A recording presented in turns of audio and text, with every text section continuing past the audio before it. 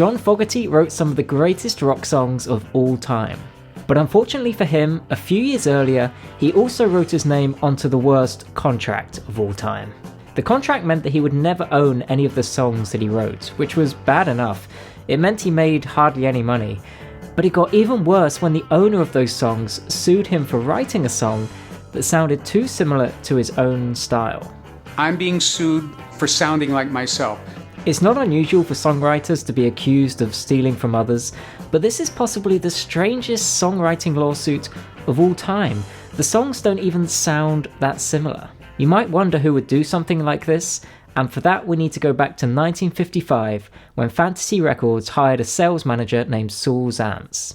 Zaentz began his career as a booking agent for jazz musicians such as Duke Ellington and Stan Getz, before joining Fantasy Records, at the time an independent jazz label. He worked his way up to an executive role, and in the mid-60s, an opportunity came up to purchase the label, and with some help from investors, Zaentz took the opportunity and became owner of Fantasy Records. One of the artists on the label was a struggling rock band known as the Blue Velvets. The label had tried to change their name and sound to capitalize on Beatlemania and the British invasion, but this also proved unsuccessful. But when Zaentz became owner, he offered them a chance to record a full-length album under any name they liked and in any style that they liked.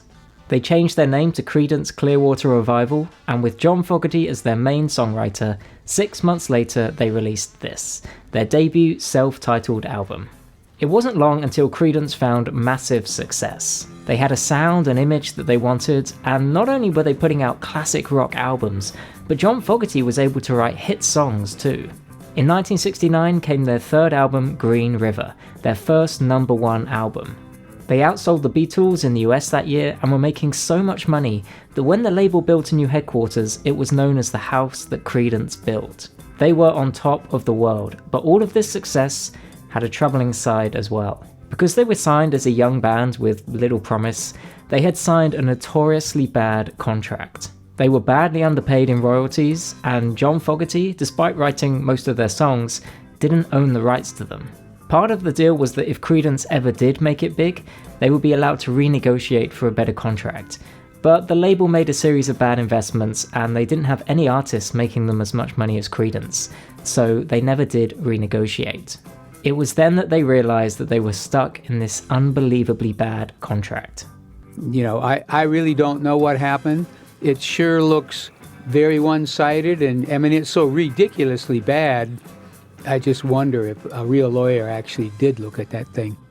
Within the band, things were deteriorating too. The other 3 members felt that John Fogerty had too much authority over the group. He was the lead singer, lead guitarist, and main songwriter. An early review by Rolling Stone magazine read, "The only bright spot in the group is John Fogerty." And suddenly my brother Tom says, "You're getting quite a repertoire." But he didn't say it in a happy way. It was almost like it was hissed through clenched teeth.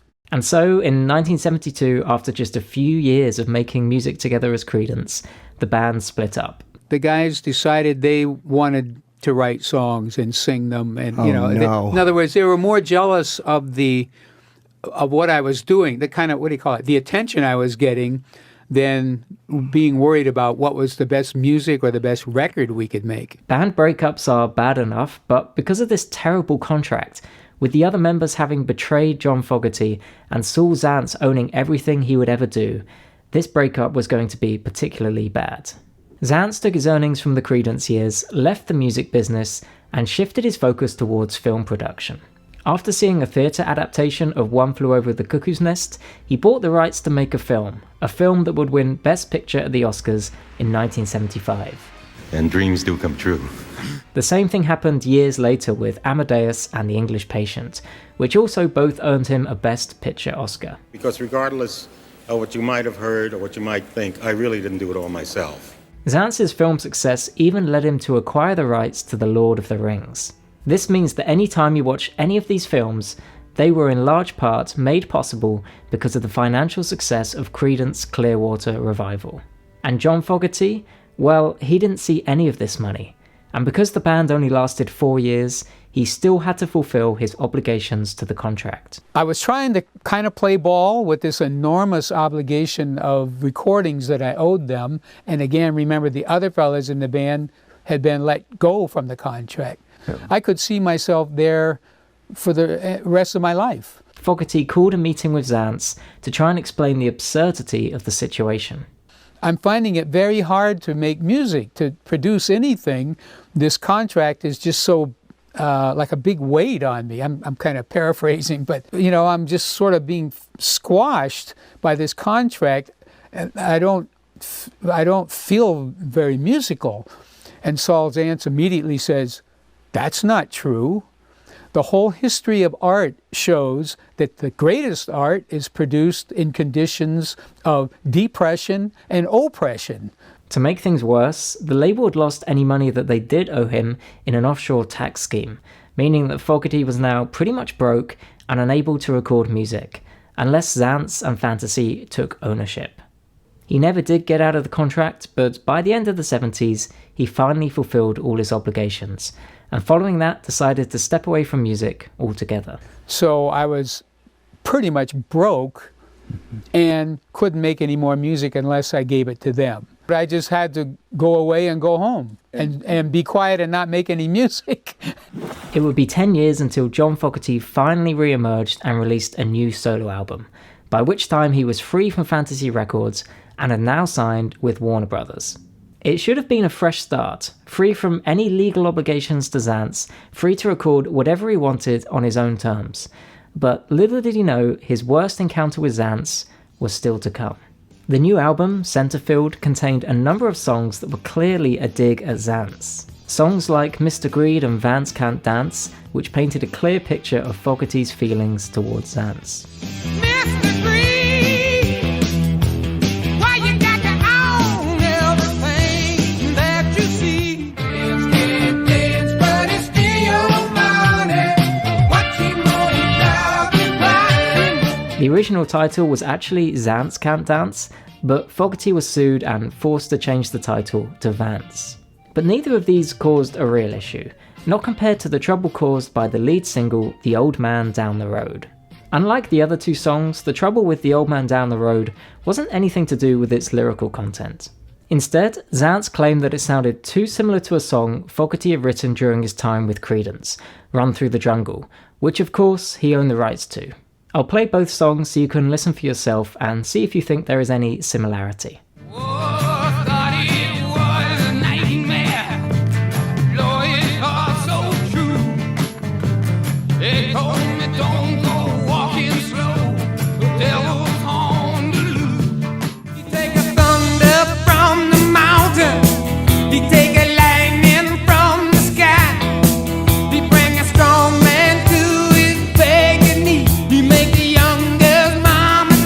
John Fogerty was now being sued for stealing one of his own songs, for writing a song that sounded similar to a song that he'd written, just for sounding like himself.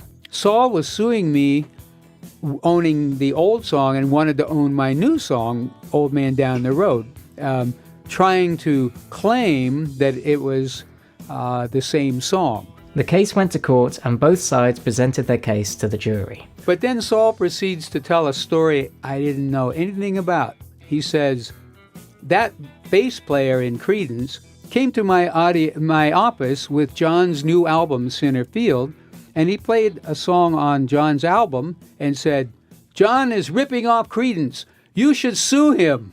Meaning, just all that had to happen is some guy just tell him, "You should sue John," and right, so he'll go do it. Fogerty then presented his defense of the case.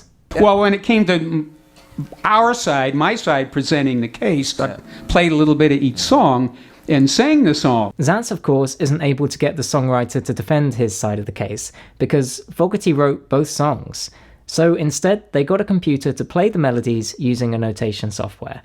And of course, this being the late 80s, it just sounds ridiculous. He said, what we're going to do is we're going to play both songs at the same time. And so it went boop, boop, boop, boop. And then suddenly there were two, everywhere. Notes, like that, and everybody. The jury decided that there was no copyright infringement, and Fogerty won the case.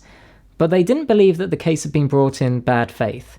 meaning that it cost him over $1.5 million in legal fees, even though he won. And so, in a bizarre twist, Fogerty then countersued against his own songwriting to try and claim back his legal fees. There was now this unbelievable situation where Fogerty was taking his own songwriting to court, claiming that the case had been made in bad faith. It eventually ended in the US Supreme Court, 6 years later, who in a landmark decision decided that the case was made in bad faith and that Fogerty can claim back his legal fees. All of that just to get back to square one. John Fogerty had gained nothing from this case, other than proving he is allowed to write a song that sounds like he wrote it. But 10 years later, something good did finally happen. In 2004, Creedence's label Fantasy Records was bought out by another label who inherited this long-running dispute. Fogerty had still been refusing to perform any Creedence songs live because he didn't own the rights, but this was at a time when live performances of songs were starting to generate more money than other forms such as sales of the music. This meant that as time went by, it became more and more in the label's interest for Fogerty to own the rights and want to perform the songs live. In 2023, Fogerty finally gained control of the rights to his own songs, more than 50 years after he'd written them.